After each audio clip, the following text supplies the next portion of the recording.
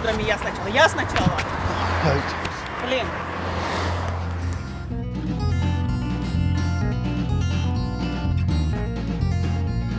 Вы как-то уже с ведром. А, вы из старообрядцев, извините, пожалуйста. Что вы прошли мимо пустыми ведрами? Они не пустые, согласно законам физики, в них воздух.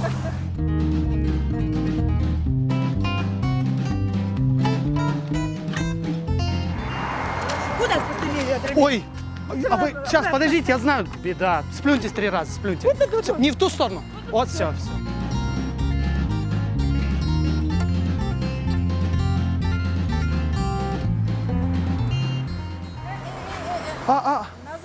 Алейкум селям. Вай, бахын, мен білем, мен қач керелер түштім оғалға. Надо сказать, аман бахур, жуман бадур. Все, кетті.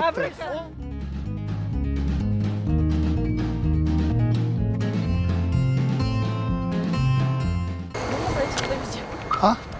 Сейчас. Я куда? Сейчас туда мне или... А.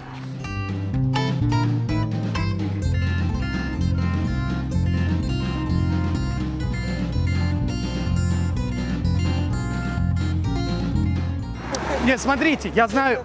Извините, что-то... Смотрите, нужно сделать 3 раза топнуть. Я совсем большой не верю в суеверие. Я совсем большой не верю в суеверие. Есть, все.